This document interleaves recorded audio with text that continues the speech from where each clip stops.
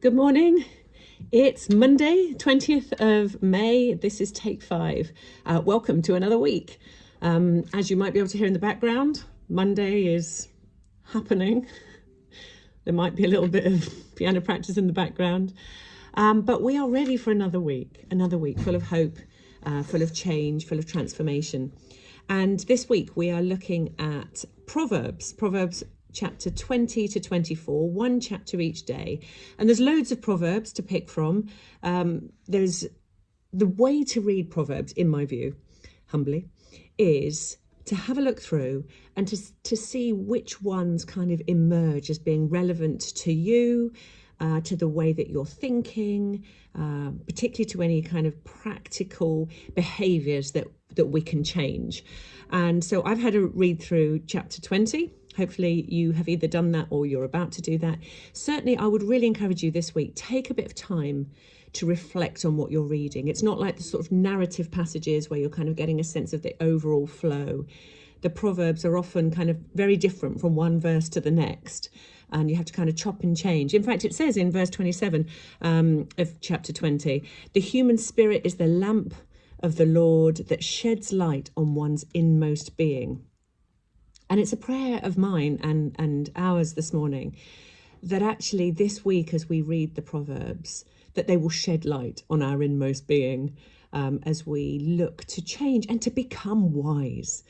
Wisdom is something that the Bible encourages us to pray for, and the Proverbs are full of wisdom. So I'm going to draw out just a couple that spoke to me this morning, and then hopefully you'll spend some time thinking about which ones are speaking to you. Okay, here we go. Here's the first one. I've got two to pick out. Here's one. Sluggards do not plough in season, so at harvest time they look and find nothing. Now, I'm not a farmer, but I do long to see a harvest for the kingdom. We want to see a harvest of souls, don't we? We want to see people come to know Jesus.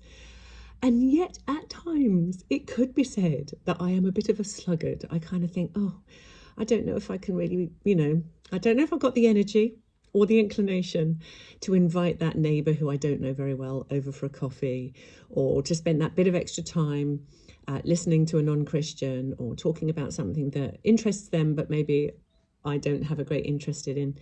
And if we put the effort in early, if we plough the land, plough the field, if we invest in relationships with non-Christians, down the line, it says,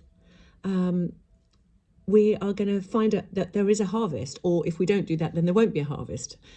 So I'm really challenged by this, and maybe you are too, to spend that bit of extra time, random act of kindness, having a conversation, going the extra mile to be friendly, because that really does plough the land. Okay, the other one I wanted to pick up on is this one. It's in verse 10. Differing weights and differing measures, the Lord detests them both.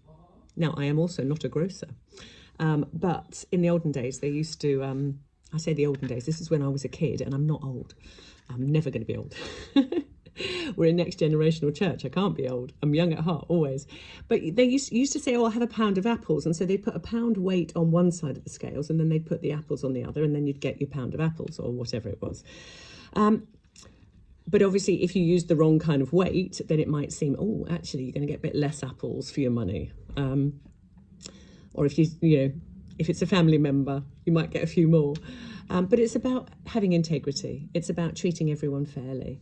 And it's also perhaps a bit about not giving yourself an easier time than you would someone else. If I say something out of turn, and I'm afraid I do sometimes, I need to, still on the journey of controlling this. If I do that, I can be easier on myself. Well, I didn't mean any harm, and surely they know me better than to think that I would be, coming at them with an attitude or whatever. But then someone might say something to me and I think, oh gosh, that hurt. And I can apply different weights to myself than to others. Or maybe, in some areas I'm harder on myself than I am on other people. But actually it's about having equality and giving the same weight to yourself as you would to someone else, and to someone else as you would to yourself. So great couple of great bits of wisdom there, and my goodness, chapter 20 is full of them. So enjoy. Have a great day, and I'll see you tomorrow.